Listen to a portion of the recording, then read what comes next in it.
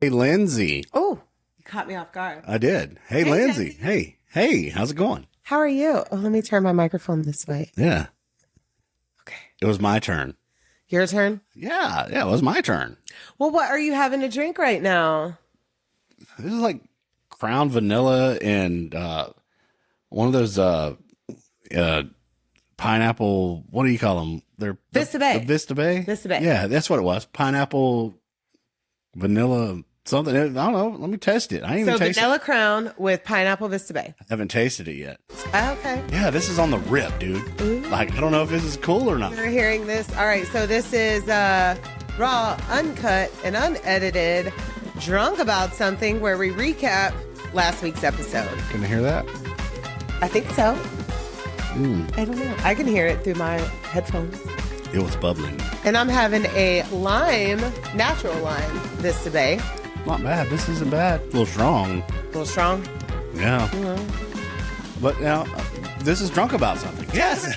Oh, hey, everybody. I'm just trying this out. I want to do something. Who we got lives going on over here? We got People live. joining? We're on YouTube. So today we are recapping the Tulsa Massacre Yes. that happened in 1921. So we start off. So Tulsa really hadn't been, or excuse me, Oklahoma hadn't really been a state for too long at this point. Yeah, no, and I wasn't sure about what purchase had happened on that, but no. It was it was not. It hadn't been there since the early 1900s. It was purchased, right? Yes, I think it was 1906. Wow. And even though the black community had, or the black men of America had went off and fought in World War I, they come back and they are still segregated.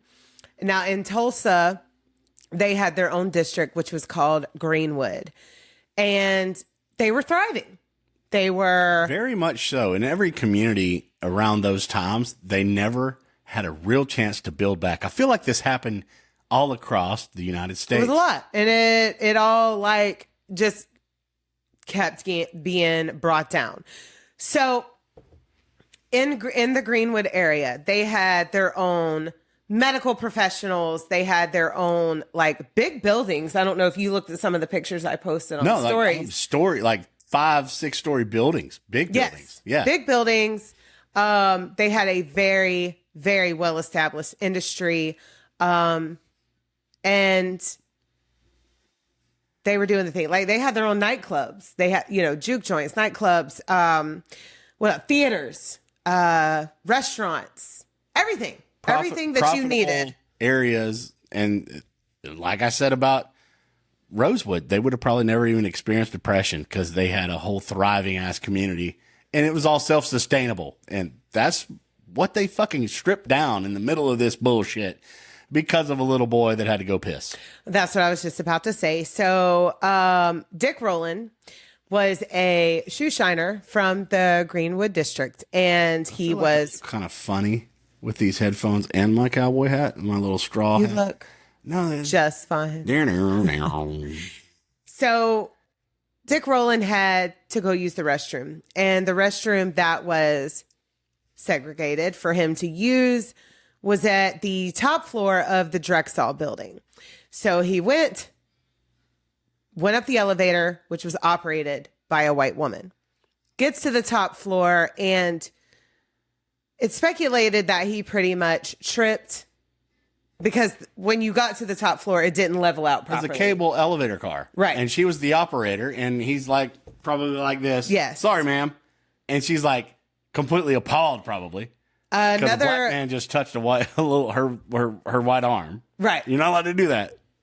Not back then. Why? I don't know. But he had to run, dude. Well, he was seen running out of the elevator, and another department store clerk in that building heard Sarah supposedly scream and went to find out what was going on, and she was supposedly distressed.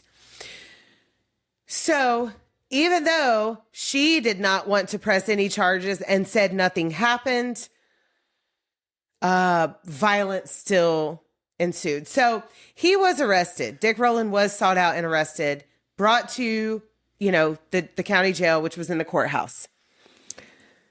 Then a huge mob forms around the courthouse demanding that he be released and lynched. What the fuck for? Exactly. He bumped somebody in the elevator. Hell, I farted in elevators. Nobody said shit to me. No, I mean, but that is a crime, sir. That is a crime. No, but there was no justification for what went down, and for them to mob up and then people have an uprising about this was the complete full-on misunderstanding by the black community too, because they showed up armed thinking that there was a whole revolution fixing to go on. And of course it was. They were all up at arms trying to lynch somebody over bumping into somebody in the elevator. Well, the Greenwood men, they came to the courthouse armed because they were under the impression that they were ordered to do so. They felt like they were just doing what they were told. Yeah. So when 50 to 60 black men showed up, this mob of 1,000 white men felt like that this was an uprising. Right. And so people, for the lives that are just now joining, we're recovering. Recapping. Recapping. We're recapping something that happened in Tulsa. I do have it in the description. Okay. Yes. I don't know all the ins and outs. Lindsay does great on that. Yes, thank you. Yeah, kudos to you. I mean, I mix and do things, but you do things. You drink and you know things. I do. Yeah. I know too much. Some days, and Jesse knows nothing. Like Jon Snow. Ooh. So Can I be Jon Snow instead of the Hound? I'm going to be Tyrion. You're going to be Tyrion? And you're Jon Snow. No, come on. I'm going to be Tyrion. Can I be Grey Worm and you be Melisandre? Who's Melisandre? Melisandre. Close enough. Something like that. Whatever. We're probably we're recapping. Yes, one we're of our recapping. podcasts. Check all the other stuff out too. We are recapping our episode about the Tulsa Massacre. Yes. So, continuing on. And I'm going to take continuing on. Yes. Now, the sheriff in town, he did not want violence to happen. So he formed a barricade, and orders were for, his men, his deputies, whatever, that anybody that crossed that barricade was to be shot. He did not want violence to happen. And Dick Rowland was incarcerated, yes, but he was safe. And you know what's crazy is I can't find anything that happened to Dick after all of this went down. Yeah. So anyways. They're fixing to decimate a whole fucking area. So the black men from Greenwood come in. They're armed because they were under the impression that they were supposed to be. The white men get offended that the black men are armed. So they start firing basically warning shots all night long. Then there's a lot of this is lost to history. So there was one account that, somebody did open fire, so a gunfight started. And then there was another account that a white man tried to disarm a black man from Greenwood who was a veteran of the war. There's lines drawn. There's lines drawn. of this. Mm-hmm. And it just took just a little spark for this son of a bitch to blaze. Blow up. Yeah. Blow up. And so when this black man was being disarmed, it was said that 6 men, six white men were involved. So black men from the Greenwood businesses came in to defend him. And then and it's quoted that after that, all hell broke loose. And we're talking a bunch of post-World War I people. A lot of PTSD going on. Yeah. Still tons of segregation, unfair Jim Crow laws, just absolute bullshit. One law was that so say you live on a block and you're the only, or maybe 1 to 2 black families live on that block and the rest is predominantly white, you were forced to move, or vice versa. Yeah. Not fucked up. Yeah. They wanted all the same race to be on the segregated completely. Yeah. Fucked up. So after this open fire goes on, a few white men are killed, black men are killed. And then the Greenwood men, which were the black men, they decided to retreat and go back to Greenwood. And then the white mob, which is 1,000. Let's remember, this is 1,000 to 50 to 60. The Greenwood men are going back to Greenwood. The white men are following them, and it's like a rolling gunfight. And then, excuse me, I'm getting choked up here. I'm choked up over the recap on it, really. I mean, I'm picturing all of this going down. They're mobbing. They're going to take out a whole community over one dude. Just trying to go to the bathroom. Trying to go piss. Just trying to go pee. Spent all his days shoes shining. And lawyers and like predominant gentlemen in that area vouched for Dick Rowland and were like, no, there's no way that he would have assaulted a white woman, because that was what was speculated. Even though the actual lady said, no, nothing happened, and I don't want to press charges. This doesn't even need to be a thing, right? Right. No, by God, we're going to take and do. So I'm just imagining the conversation. And I did forget, because the black men had showed up armed, the white men went and retrieved their own guns. They armed up. They broke into an armory. Like that was a whole thing. Yeah, they thought they were going to fucking war over this shit. Literally. Yeah. So at this point in the story, the green women have retrieved. The white mob is chasing them. And then they start lighting shit on fire. Yeah. They're looting the Greenwood businesses. They are lighting oil-soaked rags, and just setting everything ablaze. You can Google Molotov cocktails, just burning shit You can Google images of this, and it is absolute just fire and smoke everywhere. The fire department was turned away at gunpoint. They were not allowed to help. Now, and like you had said earlier, like in the podcast, you had said they had planes. Planes started dropping fire bombs. Tulsa Aeronautical. What was the podcast we talked about with the Tulsa Aeronautical School? Was that the Toy Box Killer? Was it the Toy Box Killer? That was still there. That was there then. That's why they had all the planes. Well, okay, because I was wondering myself. I do the research and I look things up, but sometimes there are little factoids that I don't deeper dive into, and I was wondering where all these fucking planes came through. It kind of clicked. It was like, okay, we talked about this, the Aeronautical School of Engineering, right? Because he was in Tulsa, and then he went to New Mexico, if I can remember correctly. 1912 or some shit. Oh my God. Was the aeronautical, and so World War I, they used the biplanes and the 40, 50 mile an hour planes. They used them in battle, in Europe and everything. They had a surplus of planes probably sitting there. People could buy them for like, $400 or $500. You could probably buy a plane, fly it wherever the fuck you wanted, because there was no aviation requirements. There was nothing.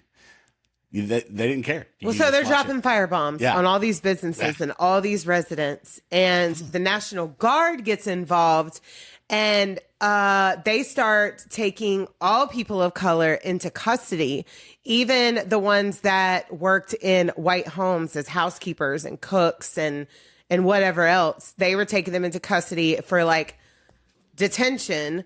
I have to say they were probably keeping them safe, but they were just being snatched up for no reason, really, because Dick Rowland was at the courthouse and he was the only supposed, defendant. 2 more hours or assailant, whatever you want to call him, that he didn't do anything either. 2 more hours with him in that courthouse, and then brought her into the courthouse and been like, no, this is just a little bump in, and dude ran for his life. Nothing happened. It would all been over with. But we can't do that. That you got to have an transpired uprising over a day because the headlines in the newspapers were saying this man attacked this white woman and he needs to be lynched. Yeah. So that's when all the white mob showed up. Yeah. But I mean, honestly. So fuck the media still way back in 1921. Didn't they feed it? Yeah. Fed it. Oh, yeah. Because that went, globally. Really, this went globally for a little while and then got tucked under the fucking rug, right? Well, so the National Guard comes in. They detain all people of color, all residents of Greenwood, and employees. And so things subside. And then the Red Cross comes in as well. And so now they're caring for these victims of this very senseless crime. Once again, I have lost my notes. Is that them right there? Hold on. Yeah, she keeps hiding her notes from herself. No, this is Silas. Oh, use Silas's notes for it. It's okay. You're allowed to. So the Red Cross, they document all the people that were injured, murdered, who had miscarriages, and it ended up being about 10,000 people were displaced from their homes and had to live in tents for over a year. There was no real payout to these people to restart. They just had to start from scratch again. Of course, they waited fucking like so many years. For so long. Yeah. For so long. And that district, the whole Greenwood district, was not given back to the people properly who originally lived there. It was rezoned for an industrial area. Right. And this went silent, what did I say, into the 70s? Because Rosewood had went silent into the 80s. Yeah, it went like 90 years in Rosewood. Wasn't it? 70 years of silence. Fuck. People living in fear and they don't want to talk about it because it could be more backlash just like this. Yeah, they were scared to talk about it. They were scared of what could happen to them for decades. Yeah. And then, so Tulsa, these people were not given back what they deserved to rebuild their livelihood, to rebuild their community. Everything that was taken from them and burnt to the ground for absolutely nothing. Right. And in memory of every Black American activist, we just lost Jesse Jackson this week. Yeah. Mm-hmm. We're wanting to share all this stuff. We're wanting to let this all be awareness where, Emmett Till was like almost the dawn, right? Of everything of the civil rights movements and everything, And these massacres, the Tulsa Massacre, the Rosewood Massacre, and there's many more that we're going to talk about later on next year in Black History Month. Yeah. And I even shared a little something about Lake City, which was kind of cool. Just history. Right. Not, true crime, but still it's history. Just history. Yeah. Yes. And that was really cool because really cool. We weren't taught about that. No, well, we weren't taught about that in our own town. Share all this stuff in your own town. We're going to talk about Queenie later on too, who was right up the road. I would hope that Tulsa, Oklahoma fucking shares this story every year to everybody. Well, they have, I do share on the pod that they have a website dedicated to the memorial or to the memory or to the information. It's basically like an online library. So, yeah, inquiring minds can find all this stuff for sure. But let it be also just spoken a little bit, There's pictures, artifacts, audio recordings, all kinds of things that you can find on that. And we'll link that in the notes on this page. I'll find the link. Yeah. On this video. I got you. Thank you guys for the lives. Thank you guys for coming in here. Lindsay. So they did rebuild a little bit. But it was nothing to like it had been previously. And there is one landmark left standing, which is, I said Vernon AME Church, that is left standing in Tulsa in the Greenwood district, which was called Black Wall Street. Now, when you think of Wall Street, you think of a thriving, prosperous area. And that's what this was. It was. And then they just brought it down. Yeah, and we rightfully so called it a massacre because that's rightfully what it was, I feel like. But, I mean, it's also called the Tulsa Race War, Black Wall Street Massacre. There's many names for it that you can look up if you want to do a little bit more research into this horrific happening. But make sure you listen to our coverage on it for sure. What else do you want to talk about? We got some time here. Yeah, well, I mean, tying in everything and wrapping up all of Black History Month, want to say thank you so much for letting us have this platform and sharing all this, rest in peace, Jesse Jackson. Yes. I'm wearing this hat though for Robert Duvall. Yes. We lost Robert Duvall this week. We're losing so many cool American icons. 26 has not been kind at all so far. Isn't that crazy? Yes. And then we've got everything that's been coming out with the Epstein file. Yeah, all the stuff. It's on fire. We try not to pull in too many political stuff in here, but this, rightfully so, but everybody does need an uprising. And well, it just needs awareness, and we need to not let anything ever recede back to any of this ideology. How did I say it? How do you say it, Lindsay? Ideology? Ideology. Yeah. I think that's the correct term. Ideology? Mm-hmm. Yeah.